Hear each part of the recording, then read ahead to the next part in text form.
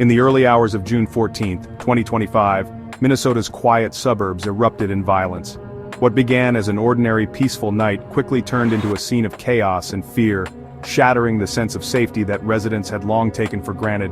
A man in tactical gear, posing as a police officer, targeted State Senator John Hoffman's home in Champlin, shooting both Hoffman and his wife. Miraculously, they survived the attack, but the trauma would linger long after the gunfire faded. The neighborhood, once quiet and secure, was now a crime scene, flooded with flashing lights and the sounds of emergency responders. Just over an hour later, the same assailant struck again, this time at the home of Representative Melissa Hortman, a former Speaker of the House. The calculated nature of the attacks left no doubt. These were not crimes of passion, but deliberate acts of political violence. Hortman and her husband were shot. Both died from their injuries. The loss sent shockwaves through the community, and the state mourned the tragic deaths of two public servants who had dedicated their lives to Minnesota. The attacks were cold, calculated, and clearly targeted, sending shockwaves through Minnesota's political circles. Lawmakers and citizens alike were left grappling with the reality that no one in public service was truly safe. Law enforcement quickly identified Vance Boelter, a 57-year-old with a complex past, as the prime suspect. He was appointed by Minnesota Democratic Governor Tim Walz. His history included brushes with the law and a reputation for holding deep political grudges, making him a dangerous and unpredictable adversary. Boelter used a fake police SUV to deceive his victims, and engaged in a brief gunfight with police before vanishing into the night. His ability to impersonate law enforcement only heightened the sense of unease and confusion. The brazen attacks marked a terrifying escalation of political violence, leaving the state in fear and launching a massive manhunt. Residents locked their doors, watched the news in disbelief, and wondered if more attacks were coming. These were not random acts, but a direct assault on democracy, using the symbols of public trust to carry out political assassinations. The attackers' methods were designed to undermine faith in the very institutions meant to protect the public. As dawn broke, Minnesota was left reeling, desperate for answers and the whereabouts of a dangerous fugitive. The city awoke to a new reality, one where fear and uncertainty replaced the comfort of routine. The attacks were a chilling reminder of the vulnerability of public officials, even in their own homes. Security was tightened, and the sense of community was replaced by suspicion and anxiety. The hunt for Boelter had just begun, and Minnesota braced itself for what might come next. Vance Boelter was no ordinary suspect. Outwardly, he was a successful family man, married, 5 children, respected in his Minnesota community. But beneath the surface, Boelter's life was marked by high-risk security work and extremist democratic beliefs. He moved seamlessly between boardrooms and war zones, building a reputation as a skilled professional. His radicalization is all the more disturbing because he was an insider, deeply embedded in the very democratic systems he would later attack. Boelter's work in global security hotspots exposed him to violence, and his personal beliefs grew increasingly rigid. The man who once advised the Governor Walz was now accused of plotting political assassinations. Understanding Boelter means examining where his worlds collided, how a respected professional became a radicalized, democratic extremist. His story is a case study in the anatomy of modern political violence. Boelter's life was a study in contrasts, academic achievement paired with a career in global conflict zones. He held a PhD in leadership, projecting respectability in corporate and government circles. Yet for over 2 decades, he worked as a mercenary in some of the world's most dangerous regions. As CEO of Red Lion Group, he managed security projects in Africa, blurring the line between private security and law enforcement. His company, Praetorian Guard Security Services, used police-style vehicles, tools of state power for private ends. Boelter's experience gave him not just tactical skills but a deep understanding of how to exploit authority. His journey from corporate manager to international security operator and finally to alleged domestic terrorist traces a path of escalating risk and radicalization. The duality of his life is key to understanding his actions. Boelter wasn't an outsider. He served on Minnesota's Governor's Workforce Development Board, appointed by 2 Democratic governors. He worked alongside Senator John Hoffman, one of his alleged victims, adding a layer of personal betrayal to the attacks. Boelter's political affiliations were complex. He was last registered as a Republican, but maintained a non-partisan public image. This allowed him to move easily within state government, making his turn to violence all the more shocking. His term ended in January 2023, and investigators are probing whether this played a role in his motivations. Did he feel betrayed by the very system he once served? His transition from advisor to alleged assassin marks a profound and disturbing break.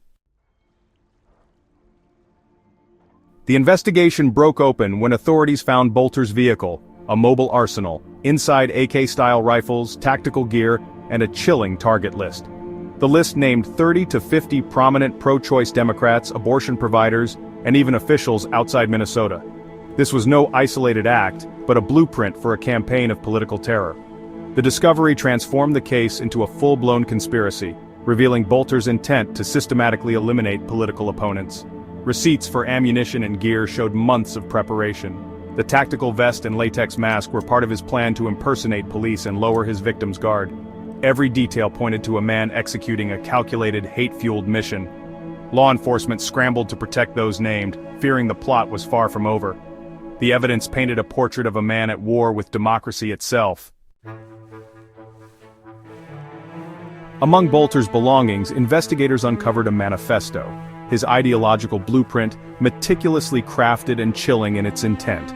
This document wasn't just a collection of thoughts, it was a window into a mind consumed by radicalization and resentment. Though the manifesto remains unreleased to the public, sources say it's saturated with extremist rhetoric, detailed grievances against the government, and elaborate justifications for violence. It reads like a call to arms, echoing the language of other lone wolf attackers who sought to leave their mark on history. His disguise, tactical vest, latex mask, and a fake police SUV, was more than a costume. It was a calculated attempt to weaponize public trust, turning symbols of safety into instruments of terror and confusion. Investigators also found flyers for the anti-authoritarian No Kings movement, linking Boelter's actions to a broader, simmering populist rage. These materials suggested he saw himself as part of a larger struggle, not just an isolated actor. The timing of the attacks, coinciding with planned protests and Donald Trump's birthday, hinted at a desire to amplify his message. Boelter appeared to view himself as a catalyst, igniting what he hoped would be a larger uprising.